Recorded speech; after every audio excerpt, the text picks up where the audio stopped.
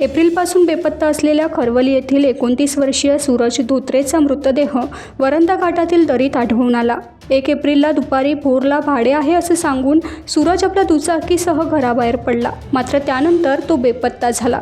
शनिवारी सकाळी वरंदा गावच्या हद्दीत दुर्गंधी पसरल्यानं स्थानिक नागरिकांनी शोध घेतला असता रस्त्यापासून काही अंतरावर सूरजचा मृतदेह आणि दुचाकी आढळून आली।